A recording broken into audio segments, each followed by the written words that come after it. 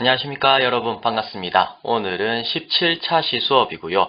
확률 변수에 대해서 한번 수업을 해보도록 하겠습니다. 이번 시간부터 여러분 통계 부분을 배우게 돼요. 이 통계 부분을 배우기 위해서 확률을 배웠고요. 이 확률을 이해하기 위해서 경우의 수를 배웠죠. 그죠? 그래서 결국 이제 확률과 통계 단어는 제 생각에는요, 요 통계를 이해하기 위해서 요 과정들을 꾸준히 밟아왔다고 생각을 합니다. 그만큼 요 통계 부분이 그냥 끝판왕입니다. 제가 생각했을 때는 확률과 통계에서 제일 설명할 게 많고요. 이해를 해야 될 게 많다고 생각해요. 그래서 조금 이제 설명을 많이 하는 수업이 아닐까.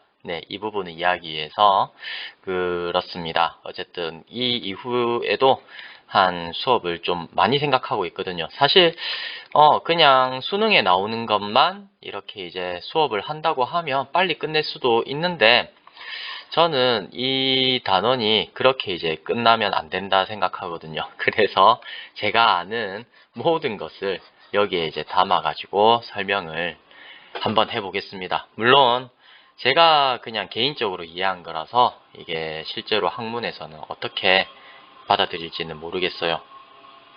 그렇기는 하지만 뭐 어쩌겠습니까? 제가 이해를 그렇게 했고 그렇거든요.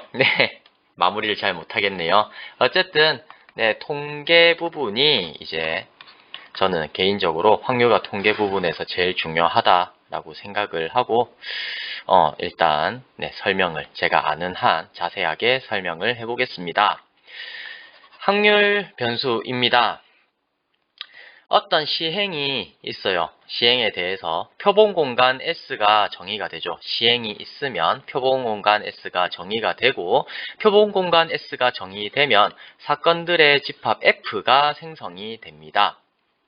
이럴 때 이제 S의 원소의 개수, 표본 공간 원소의 개수가 M이라고 하면 F의 원소의 개수는 2의 M제곱이죠. 그죠? 그러니까 M이 만약에 10이라고 해도 이거는 2의 10제곱, 요만큼 이제 되니까 엄청 많아지거든요. 그래서 구하고자 하는 확률에 대해서 사건을 하나하나 정의를 해야 되는 상황이 생기는데, 원래 확률을 구해라 라고 하면, 맞죠? 우리가 이전에 이제 PA를 구해라 라고 하기 전에 항상 뭐 했어요? A라고 하는 사건은 뭐뭐인 사건이라 하자, 이런 식으로 했잖아요. 그죠? 사건을 정하고 확률을 구하는 과정이 귀찮고 힘든 상황이 생기는 거예요. 그래서 이제 집합 F 속에 있는 이 근원 사건, 그러니까 수학적 확률에서는 근원 사건들이죠. 그 근원 사건이 정해지면 이제 사건의 확률이 다 정해지잖아요. 그죠? 그래서 이제 근원 사건들을 잘 정렬할 수 있는 어떤 것이 있으면 그걸 갖다 정렬을 잘해서 구하고자 하는 확률을 구해라 라고 쉽게 할 수 있다는 거죠. 그것이 확률 변수다 라는 거예요. 예를 갖다가 들어보겠습니다. 서로 다른 주사위, 흰색, 검은색 주사위 한 개 한 개씩 이 두 개를 던지는 시행이 있습니다. 그거에 대해서 표본 공간을 한번 생각을 해보세요. 그러면 이제 요렇게 이제 나오게 되겠죠. 그러면 라지 X를 우리가 두 주사위의 눈의 합이라고 정의를 해보겠습니다. 그러면 여기 이제 아래에 있는 표본 공간은 다음과 같이 정렬이 돼요. X가 2인 것, 이렇게 이제 빨간 선으로 표시가 되죠. 그리고 X가 3인 것은 이렇게 이제 두 개 주황선으로 표시가 되고, 그 다음에 X가 4인 것은 노란선, X가 5인 것은 초록선, 파란선, 그 다음에 남색선, 보라색선, 이런 식으로 다 묶입니다. 그죠? 표본 공간 중에서 이 X로 표현이 안 되는 게 없게끔 다 정렬이 되는 거죠. 그죠? 그래서 X가 9일 때, X가 10일 때, 11일 때, 12일 때, 이런 식으로 이제 표본 공간에 있는 모든 원소들이 정렬이 됩니다. 그렇죠. 그런데 이 똑같은 시행에 대해서 Y라고 정의를 만약에 하겠습니다. Y, 라지 Y를 두 주사위 눈의 차라고 이제 정의를 해볼게요. 그러면 표본 공간은 다음과 같이 정렬이 되죠. 차이가 0인 것들. 이렇게 하나, 둘, 셋, 넷, 다섯, 여섯 개가 생기죠. 그렇게 이제 똑같이 묶여가지고, 네, 빨간 선, 주황선, 노랑선, 초록선, 파란선, 남색선, 요런 식으로 묶입니다. y가 1인 것은 주황선, y가 2인 것은 노란선, y가 3인 것은 초록선, y가 4인 것은 파란선, y가 5인 것은 남색선, 이런 식으로 묶여요. 선이 안 예쁘긴 하지만, 저 이거 그린다고 숨을 엄청 참았습니다, 진짜. 몇 번을 지웠는지 모르겠는데. 네, 어쨌든 고생 많이 했어요.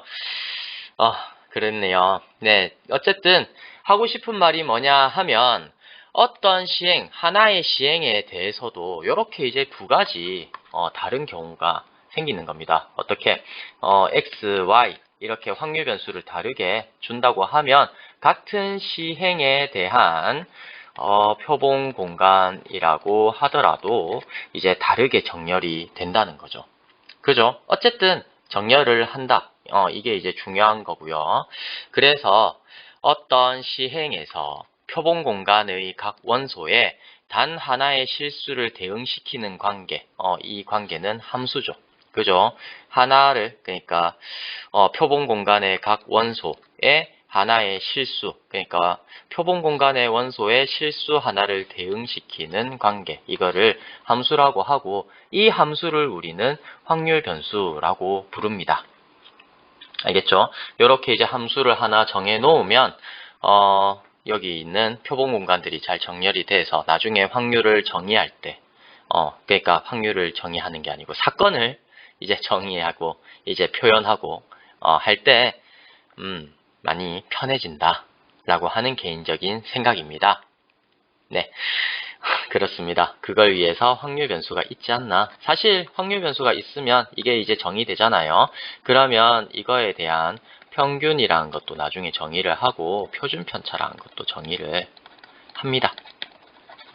그래서 어떤 집단이 있으면 그 집단의 이제 어떤 식으로 이제 정렬되어 있고 어떤 특징을 가지고 이걸로 이제 분석을 하거든요. 네, 그런 필요성에 의해서 여러 가지 필요성에 의해서 확률 변수를 정의합니다. 네, 일반적으로 확률 변수는 라지 X, 라지 Y, 라지 Z 아니면 라지 W 뭐 이런 식으로 대문자로 나타내고요. 확률 변수가 가지는 실수값은 스몰 x, 스몰 y, 스몰 z, 스몰 w 이거와 같이 소문자로 나타냅니다. 네, 그렇겠죠. 앞에서 우리가 사건은 A, B, C 요렇게 이제 순서로 정의를 했는데 확률 변수는 이제 끝에서부터 정의를 하는구나. 네, 그 정도 알아두시면 되겠네요. 참고를 보겠습니다. 네, 첫 번째 참고 1 보면 확률 공간, 표본 공간의 사건들의 집합의 프라임, 확률 P 이렇게 이제 정의가 되어 있는 공간과 확률 변수 X를 그림으로 나타내면 도식화하면 다음과 같습니다. 일단 시행이 있고요. 시행이 있으면 표본 공간이 정해지죠. 이 표본 공간을 토대로 사건들의 집합을 만들게 되고 이 사건들의 집합에 0,1 닫힌 구간, 그러니까 이렇게 이제 이렇게 이제 연결이 되는 함수 P 이것을 우리가 이제 확률이라고 했었거든요.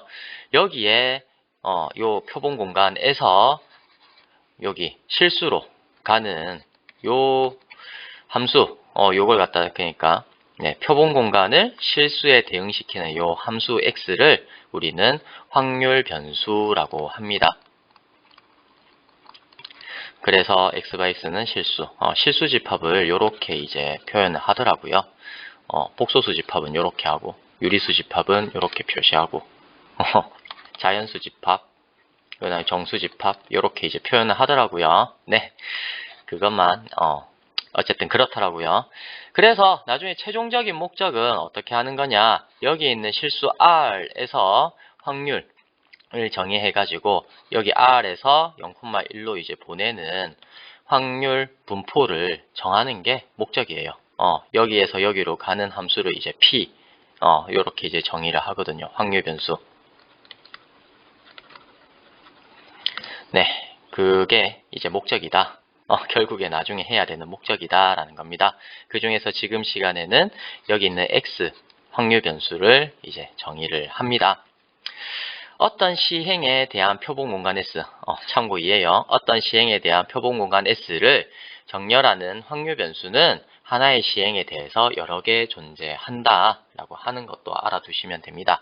예를 들어서 위에 있었던 흰 주사위 1개, 검은 주사위 1개를 동시에 던지는 시행에서 라지 x1을 두 주사위 눈의 합, 라지 x2를 두 주사위 눈의 차, 라지 x3를 두 주사위 눈의 곱, 라지 x4를 흰 주사위 눈을 및 검은 주사위 눈을 지수로 놓은 그 지수 함수값. 요렇게 그냥 정하기 나름이에요.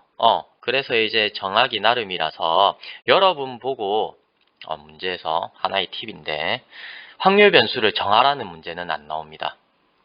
왜냐하면 어떤 시행이 있으면 확률 변수가 여러 가지잖아요. 여러 개. 그러면 우리가 평가를 하려고 하면 이제 답이 필요한데 답이 여러 개면 채점하기가 힘들잖아요. 그죠? 그래서 여러분 보고 절대 확률 변수를 정해라 라는 처음부터 정해가지고 구해라 라고 하는 문제는 절대 안 나올 거예요. 진짜. 절대 안 나올 겁니다. 그렇기 때문에 어떡하지? 어떤 시행이 있고 그러면은 표본 공간이 나오고 이거를 사건을 갖다 하나하나 정하려고 하면 확률 변수 해야 되는데 뭐라고 정하지? 라고 생각할 필요가 전혀 없다. 왜냐하면 문제 속에 확률 변수 무조건 주어집니다.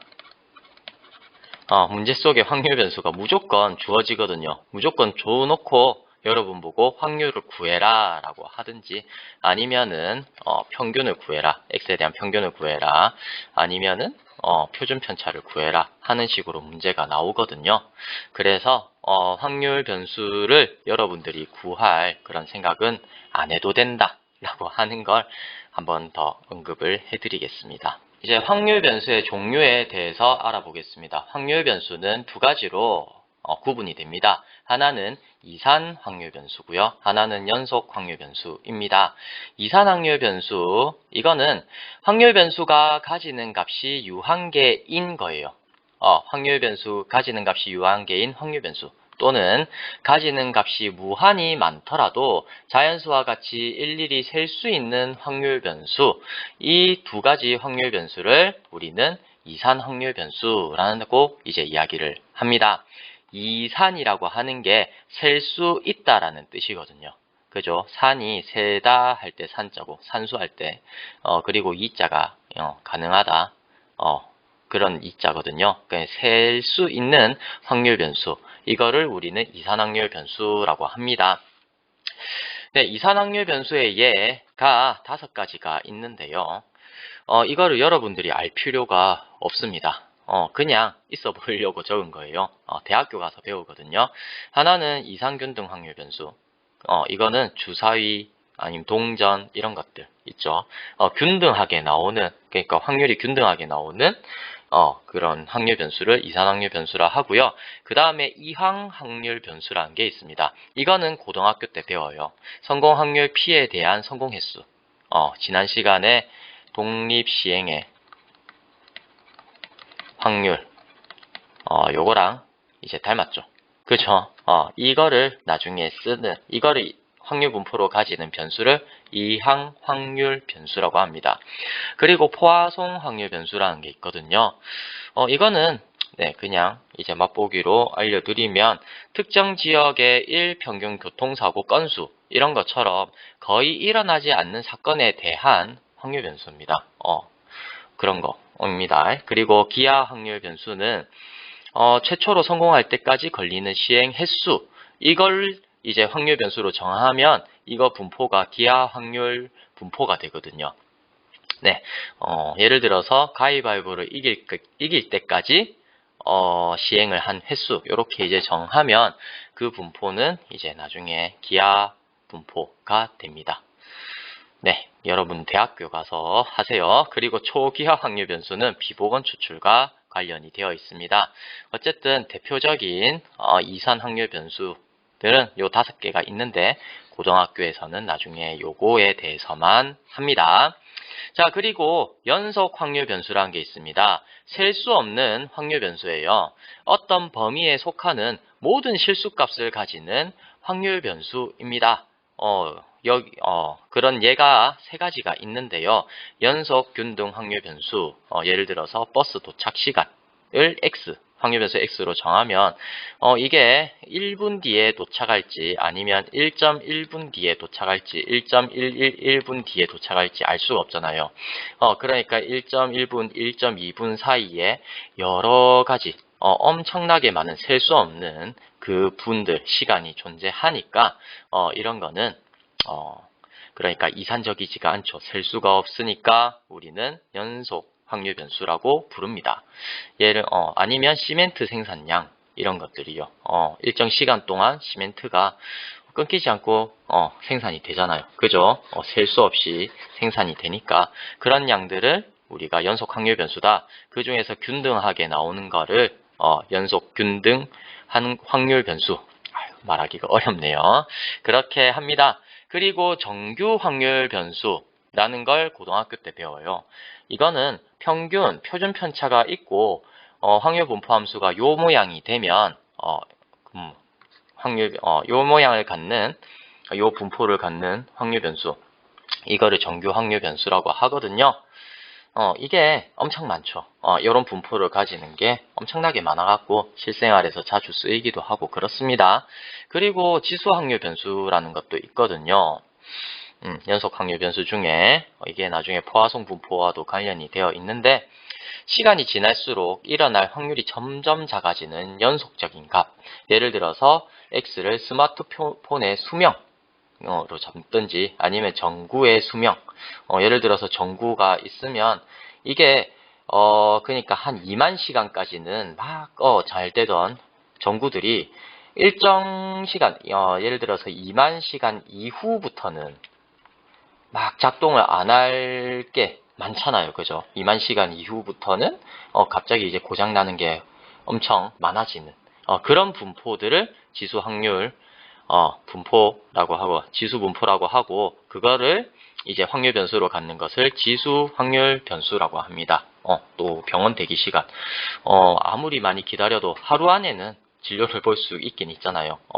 그러니까 어떤 일정한 시간이 지나고 급격하게 이제 떨어지는 거. 그거를 우리는 이제 지수 분포 아니면 그거를 지수 분포를 갖는 확률 변수를 지수 확률 변수라고 이제 이름을 붙입니다. 여러 가지 있다는 걸 그냥 말하고 싶어서 이제 요렇게 소개를 했을 뿐이지 여러분들 고등학교 때 배우는 거는 요 이제 네모친 거 이항 확률 변수 그리고 정규 확률 변수 요거에 대해서 배울 거예요. 물론 요것도 이제 맛보기로 배우기는 합니다. 이해를 해야 되니까. 그죠? 요 이산 균등 확률 변수 이런 거나 연속 균등 확률 변수 이런 것도 하기는 해요. 예제 문제. 다음 확률 변수가 이산 확률 변수인지 연속 확률 변수인지 한번 말을 해보도록 하겠습니다. 첫 번째, 주사위 한 개를 한 번 던져 나오는 눈의 수는 이산 확률 변수겠죠. 그리고 두 번째, 배차 시간이 10분인 버스를 기다리는 시간, 이거는 연속 확률 변수겠죠. 그리고 가위바위보를 이길 때까지 실시한 횟수라고 하면 셀 수 있으니까 끝이 안 날 수도 있지만 셀 수는 있으니까 이산 확률 변수입니다. 그리고 네 번째, 어느 자동차가 휘발유 1리터를 사용하여 움직인 거리는 연속적인 양이겠죠. 그래서 연속 확률 변수입니다. 예를 들어서 16km를 갈 수 있지만 16.1km 또 갈 수 있지만 여기 사이에 셀 수 없는 무수한 양이 있겠죠. 그죠? 그렇기 때문에 연속 확률 변수가 될 거고요. 그리고 10개의 제비 중에서 당첨될 때까지 뽑은 횟수, 이거는 셀 수 있으니까 네, 이산 확률 변수. 휴대폰을 수명이 다할 때까지 사용한 시간, 이것도 연속 확률 변수겠죠. 그리고 2023년 대한민국에서 새쌍둥이가 태어난 부부의 수, 이것도 이산 확률 변수가 될 거예요. A 고등학교 학생의 몸무게 또는 키, 이걸 구해라. 이거를 확률 변수로 놓는다고 하면 연속적인 양이니까 연속 확률 변수가 되겠죠. 말씀드렸다시피 68kg 이랑 그 다음에 69kg 사이에 얼마나 많은 양이 있습니까? 그렇죠. 많은 양이 있으니까 요 몸무게나 키 같은 거는 연속 확률 변수가 돼요. 그리고 비정당을 지지하는 사람 수라고 하면 셀 수 있잖아요. 그러니까 이산 확률 변수가 됩니다. 그리고 마지막 C고등학교 수학 서술형 답안을 백지로 내는 학생 수도 셀 수 있으니까 이산 확률 변수가 되겠죠. 그죠? 이렇게 확률 변수가 이산 확률 변수인지 연속 확률 변수인지 이걸 구분하는 것 정도는 네, 여러분 잘 할 수 있을 거라고 생각합니다. 그러면 확률 변수에 대한 설명은 여기까지 하겠습니다. 수고하셨습니다.